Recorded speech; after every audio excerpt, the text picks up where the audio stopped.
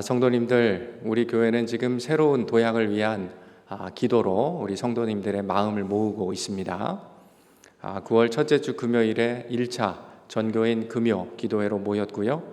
또 엊그제 지난 금요일에는 2차 전교인 기도회로 모여서 말씀의 은혜와 또 하나님께서 우리 교회에 주실 새로운 도약을 기도하면서 많은 성도님들이 뜨겁게 기도하는 시간을 가졌습니다.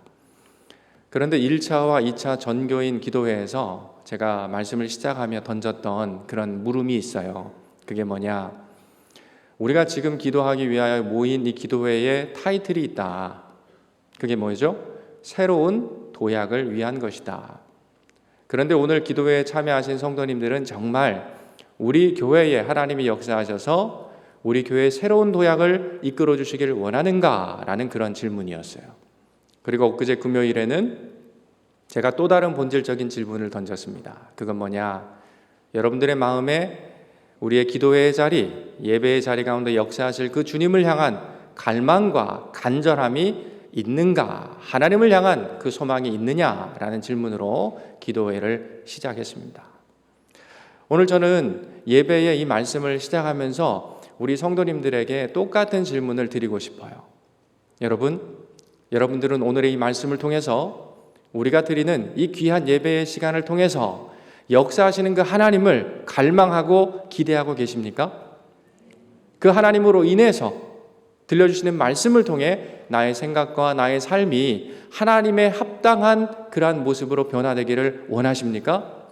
그러면 된 거예요. 그것이 우리의 참된 예배의 시작이라는 것이죠. 여러분, 우리가 일상생활하면서 이 최후의 보루라는 말을 들어보신 적 있으시죠? 이 최후의 보루라는 말은 무언가 첨예하게 대립하고 부딪히는 상황에서 사람들이 흔히 사용하는 표현이에요.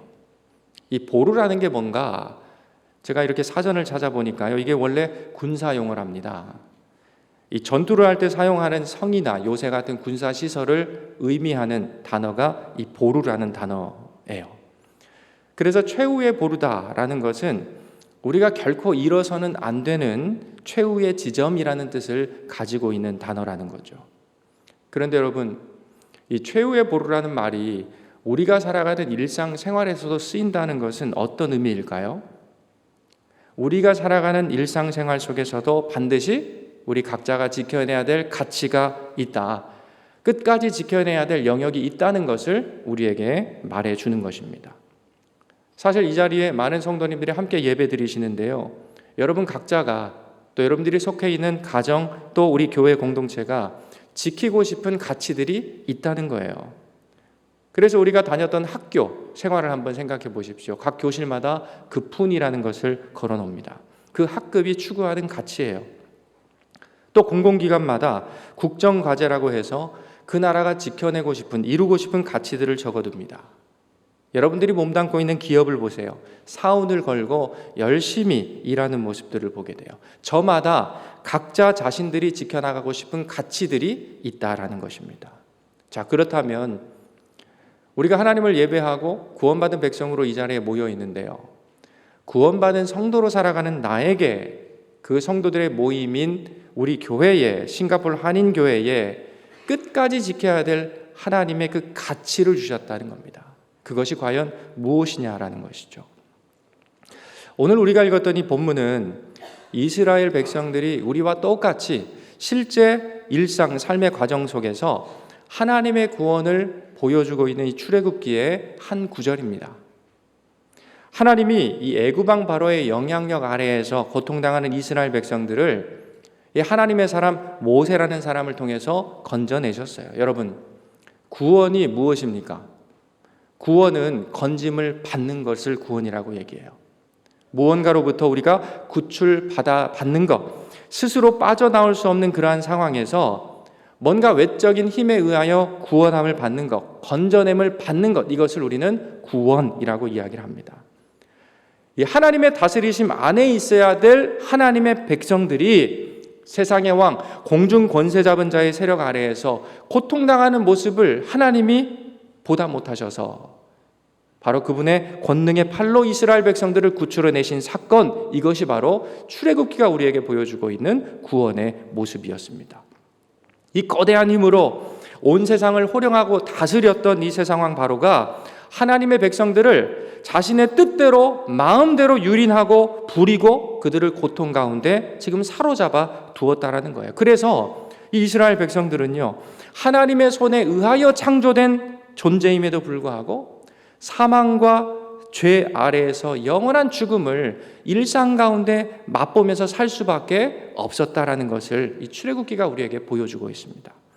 그런데 하나님은요, 이 이스라엘 백성들의 울부짖음을 들으셨어요. 그 애굽의 압제로부터 이들을 구원해 내셨다라는 것입니다. 그리고 구원받은 이 백성들을 하나님께서 이제 우리가 아까 1절, 2절을 통해 보았죠. 시내산 앞으로 데리고 가셔서 이 시내산에서 아주 중요한 일을 지금 주님께서 계획하시고 실행하고 계시다라는 것입니다. 그것이 무엇일까요?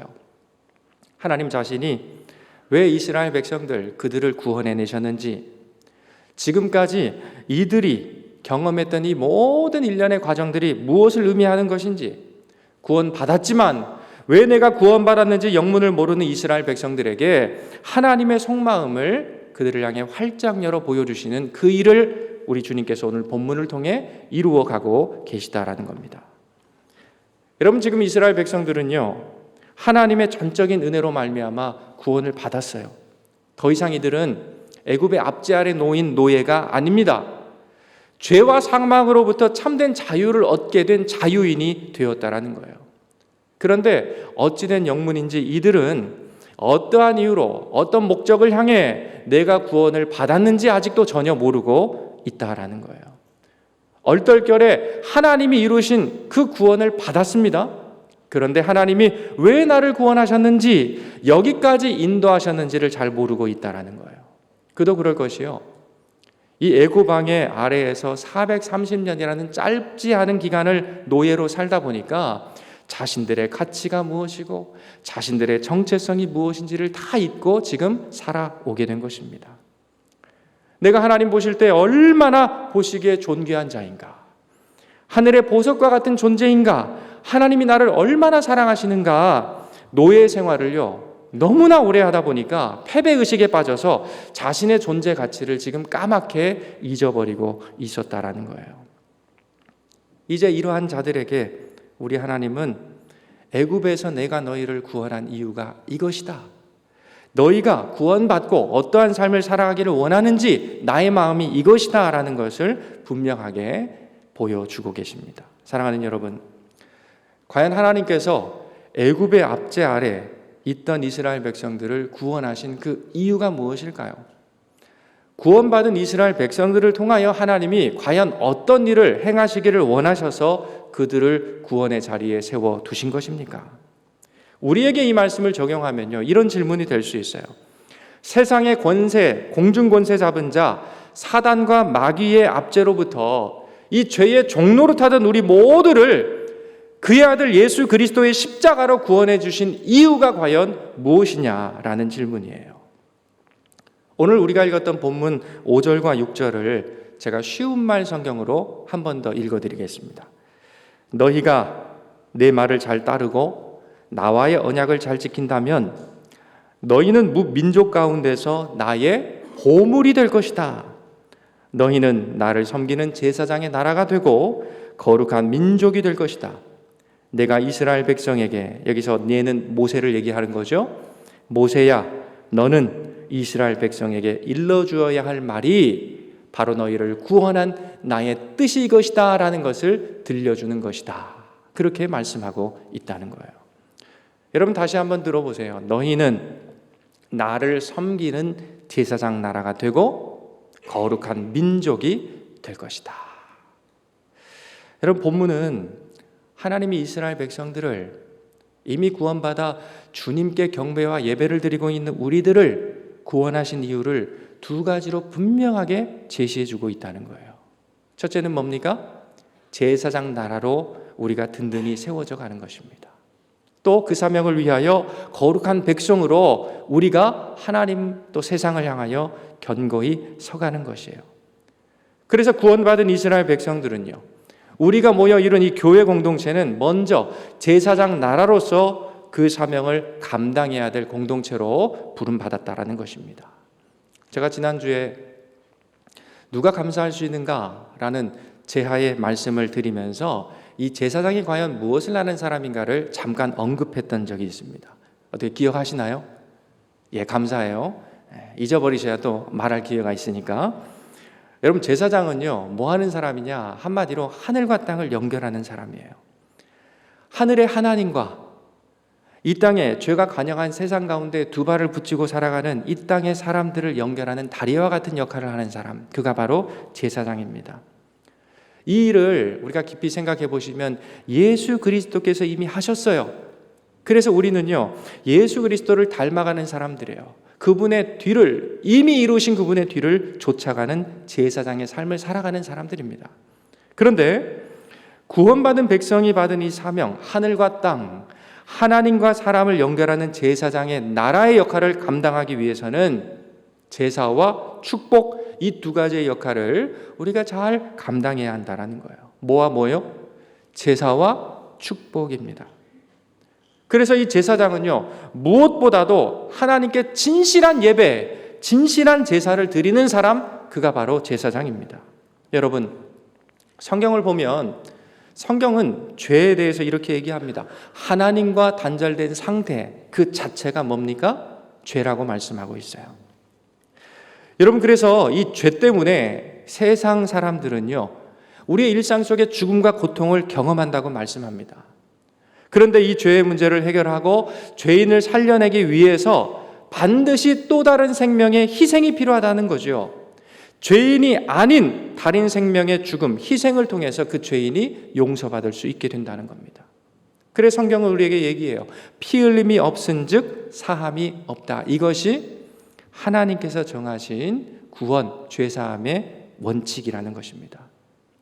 그래서 여러분, 제사장은요, 한 생명의 희생을 통해서, 이 짐승 한 마리의 희생을 통해서 또 다른 생명, 그 사람을 살려내는 제사, 예배를 끊임없이 계속해서 하나님께 올려드리는 그러한 사람이에요. 그 한 영혼 사람을 살리기 위해서 계속해서 속죄의 피를 뿌리는 사람, 그 피를 의지하는 사람이 바로 제사장이라는 말입니다. 여러분, 이 원리는 지금 우리가 드리고 있는 예배에도 그대로 담겨있는 원리라는 것입니다. 그래서 구약시대에 짐승의 피로 인하여 죄인의 그 죄를 씻으신 하나님은요, 우리가 아직 죄인 되었을 때에 급기야 자기의 아들 예수를 우리에게 주셔서 예수를 구주로 믿는 우리 모두에게 죄사함과 구원을 선물로 주셨어요. 그래서 우리가 드리는 예배는 어떤 의미를 가집니까? 예수의 십자가의 피의 공로로 그분을 바라는 우리 모두의 생명이 살아나는 현장이 바로 주님의 임재하심과 십자가의 보혈의 그 능력이 살아 역사하는 우리 예배의 현장이라는 것입니다. 예수님 앞에 나를 내어놓는 거예요. 진실한 통회와 회개로 나아갑니다. 그때 예수의 피의 공로로 우리는 하나님의 용서와 회복을 맛보게 되는 것이에요. 이것이 신약의 예배, 이 제사, 이 예배의 핵심이라는 거죠. 여러분, 이처럼 제사장이 예배를 드려야 그 피의 효력으로 인해서 그 예배에 참여한, 그 제사에 참여한 죄인이 용서를 받게 되는 것입니다. 하나님과의 끊어진 관계를 죄라고 했는데요, 다시 그 하나님과의 관계가 회복되게 된다는 거예요. 이처럼 하나님이 제사장의 사명으로 제사를 주신 것은 하나님이 죄인을 끊임없이 용서하고 싶으시기 때문입니다. 이 죄인을 끊임없이 용서하시고 용납하시는 하나님의 모습을 우리는 제사, 우리가 지금 드리는 그 예배를 통해서 발견할 수가 있다는 거예요. 그리고 이 제사로 용서받은 사람들을 축복하는 것, 그들의 삶을 격려하고 축복하는 것, 이것이 바로 제사장의 역할이라는 것입니다. 그래서 사랑하는 여러분, 우리가 구원받은 백성으로서 제사장 나라로 산다라는 것은 예수 그리스도의 피의 공로로 가득한 이 예배의 자리에서 내 죄의 문제를 해결받고 하나님의 용서와 회복을 경험함으로 말미암아 우리의 이웃과의 화평을 이루고 이로써 사람들을 예수님께로 인도하며 세워가는 가교의 역할, 하늘과 땅을 연결하는 그 가교의 역할을 감당하라는 그런 의미를 담고 있는 것입니다. 이것이 하나님이 우리를 구원하신 첫 번째 이유라는 거예요. 그런데 하나님이 우리를 구원하신 제사장의 사명을 감당하기 위해서 아주 중요한 것이 있습니다. 그것이 무엇이지요? 우리가 거룩한 백성으로 세워지는 것입니다. 성도님들, 하나님은 왜 제사장 나라, 거룩한 백성이라고 이 두 개를 따로 두지 않고 하나로 묶어서 우리 구원의 이유를 제시하고 계시는 것일까요? 구원받은 백성이 제사장 나라로 서서 그 사명을 온전히 감당하려면 반드시 그 안에는 필요한 가치가 있기 때문입니다. 그게 뭐예요? 거룩한 백성이 되는 거예요. 바로 거룩이라는 요소입니다. 그래서 제사장 나라의 역할을 바로 하려면 그 백성은요, 구원받은 우리 모두는 하나님 앞에서 거룩한 존재로 서야 된다는 거예요. 거룩이라는 가치를 끝까지 우리가 붙들고 나아가야 한다는 것입니다. 여러분, 그렇다면 우리는 과연 어떻게 거룩할 수 있습니까? 주님이 우리가 거룩하기를 그토록 원하신다면, 그 거룩을 통해서 우리에게 주신 제사장의 사명을 잘 감당할 수 있다면 우리는 어떻게 거룩할 수가 있냐라는 거예요. 제가 오늘 읽었던 본문 5절과 6절 말씀을 다시 한번 읽어드립니다. 세계가 다 내게 속하였나니 너희가 내 말을 잘 듣고 내 언약을 지키면 너희는 모든 민족 중에서 내 소유가 되겠고 너희가 내게 대하여 제사장 나라가 되며 거룩한 백성이 될 것이다 말씀합니다. 여러분, 우리가 거룩할 수 있는 중요한 요소를 여러분 발견하셨습니까? 5절 말씀을 제가 다시 한번 읽어드릴게요. 너희가 내 말을 잘 듣고 내 언약을 지키면 너희는 모든 민족 중에서 나의 소유가 될 것이다. 사랑하는 여러분, 우리가 이 거룩하게 되는 것은요, 나의 노력이나 수고로 될 수 있는 것이 아니라는 거예요. 나는 거룩해, 나는 거룩하다, 이런 주문을 외운다고 되는 것이 아니라는 거예요. 이러한 나의 말로 내 생각을 세뇌시켜서 내가 거룩하게 될 수 있는 것이 아니라는 것입니다. 세상의 다른 수많은 종교들이 얘기하는 것처럼 내가 선한 일을 많이 해서 내가 거룩을 확보할 수 있는 것이 아니라는 거예요. 여러분, 우리가 거룩하기 위해서 주님 말씀하세요. 저와 여러분들, 구원받은 우리가 누구의 소유가 되어야 됩니까? 하나님의 소유가 되어야 된다고 말씀하십니다. 여러분, 소유라는 것이 무엇이죠? 거룩한 하나님께 나의 마음과 생각과 내 삶이 어떻게 돼요? 속해야 된다는 거예요. 내 생각이, 내 마음이, 내 일상이, 나의 태도가 거룩하신 하나님께 소속되어야 한다는 것입니다. 그래서 거룩의 성품을 가지는 하나님의 거룩하심이 내 안에 쓰나미와 같이 넘쳐 흘러서 내 마음과 내 삶을 그분의 거룩하심이 물들어 갈 때 우리는 비로소 거룩해질 수 있다는 거예요. 이것을 오늘 본문은 이렇게 표현하고 있어요. 모든 민족 중에서 너희는 나의 소유가 될 것이다. 여러분, 우리가 거룩하신 하나님, 그분께 속한, 그분께 소속된 그분의 소유가 될 때 우리는 거룩한 백성으로 이 세상을 향하여 제사장의 역할을 성실히 감당할 수가 있게 된다는 거예요. 그래서 5절은 하나님의 소유가 된다는 것이 과연 무엇인가를 우리에게 이렇게 또 설명해 줍니다. 너희가 내 말을 잘 듣고 내 언약을 지키면. 사랑하는 여러분, 친밀한 친구들은요, 서로의 가치를 공유하더라고요. 그런데 그렇게 되기까지 많은 시간을 함께 보냅니다. 공유한다라는 거예요. 그 관계 속에 많은 대화가 있어요. 서로의 생각과 삶의 가치를 나눕니다. 그래서 어느 순간 서로가 서로를 많이 닮아 있는 모습들을 우리가 보게 되죠. 아마 우리 성도님들께서도 그런 친구들이 한두 분은 계실 거라고 생각해요. 있으시죠? 표정을 보니까 많지는 않으신 것 같은데, 없으시면 교회 안에 그런 친구들을 여러분 많이 만드십시오. 먼저 하나님의 가치를 내가 하나님과 많이 공유하셔야 돼요. 그리고 그 하나님의 가치를요, 우리의 지체들과 많이 나누어 주세요. 서로 공유하십시오. 그래서 우리 서로가 주님의 거룩함을 확보하고 그분의 거룩함에 적어져 드는 것이 매우 중요하다는 것입니다. 이 하나님의 말씀이 기록된 성경은요, 그래서 하나님이 구원받은 자기 백성들에게 약속으로 주신 영원한 언약이라는 거죠. 죄인된 우리를 아들 예수 그리스도의 피로 끊임없이 용서하시고 하나님과 화해시키셔서 성경에 기록해 주신 그 영원한 약속을 누리라 라고 우리에게 선물로 주신 것, 그것이 하나님의 말씀 성경인 것입니다. 그래서 성령 안에서 우리는요, 그 말씀을 가지고 하나님과 대화 나누는 거예요. 그분께 기도로 나아가는 것입니다. 그렇게 그 말씀이 내 안에 젖어들게 되고 우리가 점점 하나님의 소유가 되고 내 소속이 하나님의 것이 되는 것입니다. 그것이 우리가 거룩해질 수 있는 비결임을 오늘 성경은 우리에게 소개하고 있는 거예요. 그래서 여러분, 신약 성경 요한복음 15장에서 예수님은 오늘 이 말씀의 메시지를 우리에게 이렇게 말씀하고 있어요. 그 거룩을 향해 나아가는 우리를 향해서 이렇게 말씀하고 계시더라고요. 요한복음 15장 1절부터 3절까지 말씀입니다. 우리 같이 한번 읽어보겠습니다. 시작. 나는 참 포도나무요 내 아버지는 농부라. 무릇 내게 붙어 있어 열매를 맺지 아니하는 가지는 아버지께서 그것을 제거해 버리시고 무릇 열매를 맺는 가지는 더 열매를 맺게 하려 하여 그것을 깨끗하게 하시느니라. 너희는 내가 일러준 말로 이미 깨끗하여 졌느니라. 아멘. 여러분, 무엇이 우리를 깨끗하게, 정결하게, 거룩하게 한다고 말씀합니까? 내가 너희들에게 일러준 말로, 하나님의 말씀으로 우리가 깨끗하게 됐고 그 거룩을 유지해 갈 수 있다 말씀하고 있습니다.